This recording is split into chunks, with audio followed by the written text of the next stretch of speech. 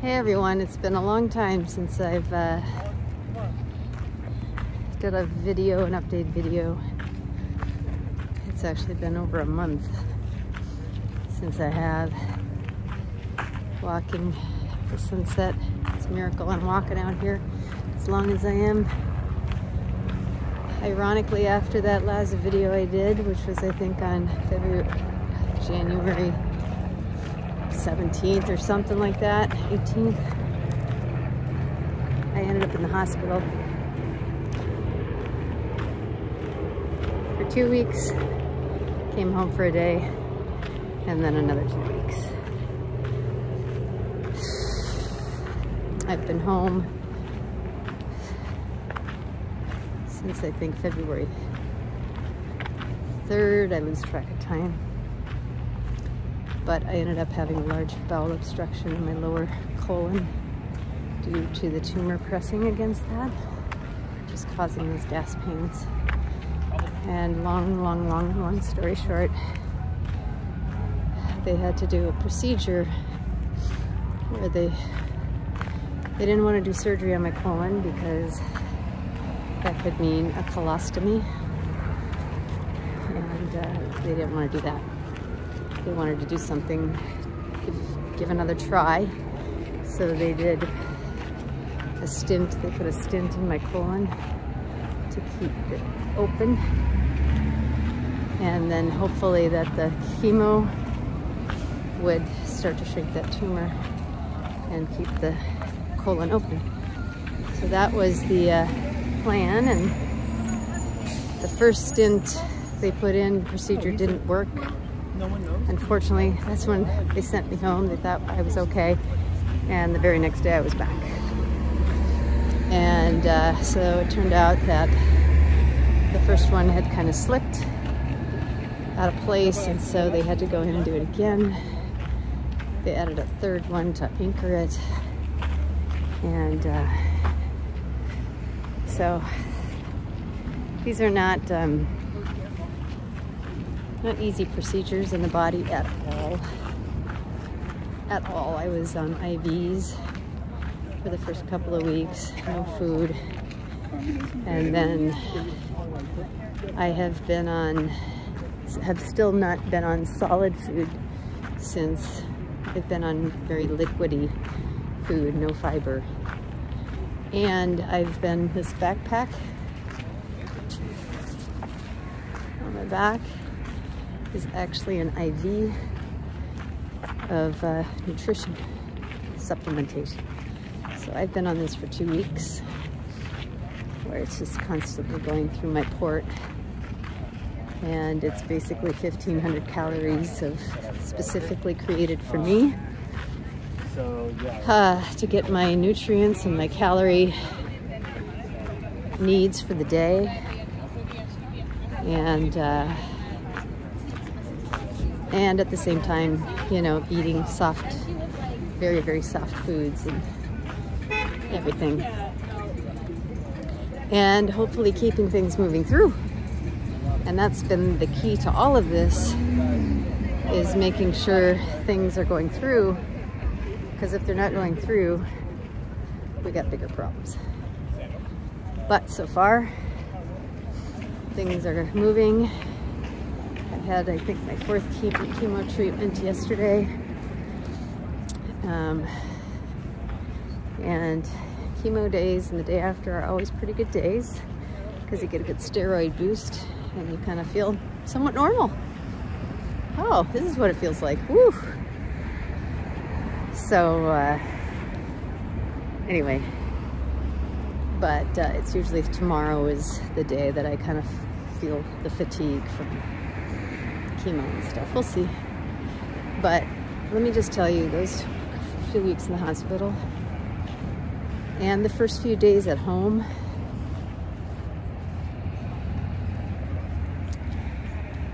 I'm talking walking through the valley of death, and I'm not even exaggerating. You know, in the 2.5 years that I've been dealing with this, you know, coming and going, obviously I've had to face the reality of death. I've had to, you know, it's been scary. You know, I've had lots of tears on my knees moments, my ground zero moments, but never did I ever feel like I wasn't gonna get through it. You know, there were moments, but in this last month, I was at that edge where the pain was so great that all I could do was just close my eyes and not think of anything else but breathing. And I will tell you the power of our mind and where we put it. Because when I would take my mind to anywhere other than that moment of just breathing, the pain was greater. The suffering in my mind and my body was greater instantly. The fear was greater. And what it told me is,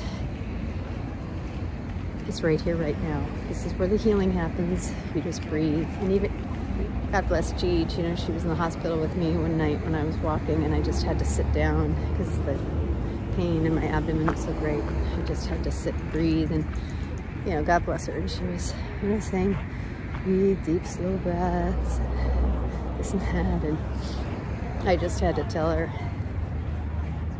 Gigi, I know you need well right now. I do, and I'm so grateful for you.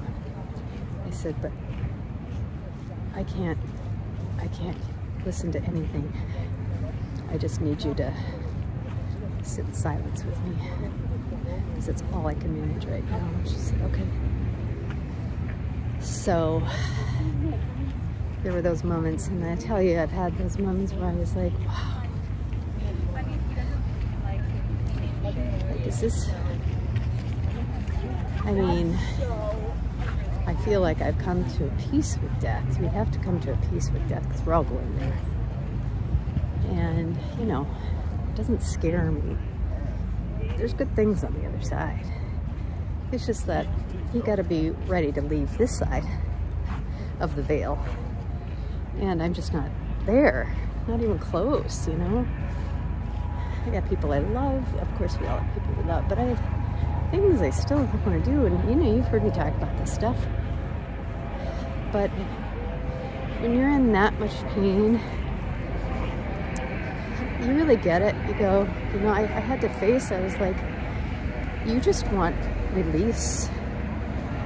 I remember my dear aunt once told me, she was explaining about like people who suffer from suicidal tendencies or depression, that it's not that they, you know, we always think that they're selfish.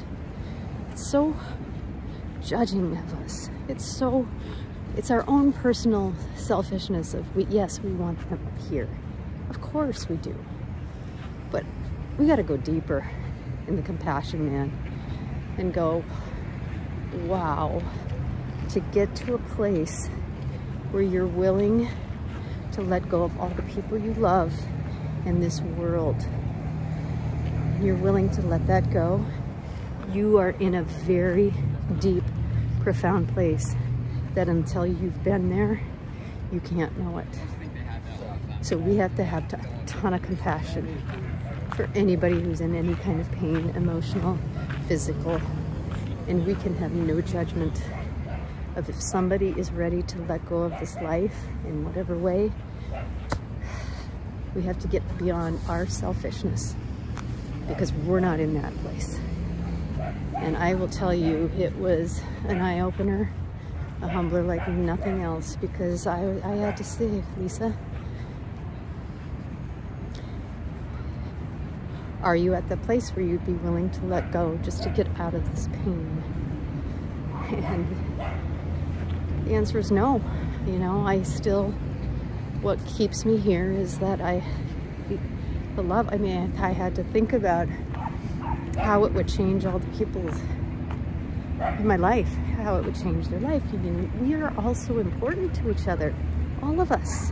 Even when we think we aren't, even when we think that we're unimportant or we're not validated, we mean something to somebody. We do. We mean something to somebody, and we all need to remember that. And I remember there's a quote that says, you know, in the world you may be one person, but to one person you may be the world.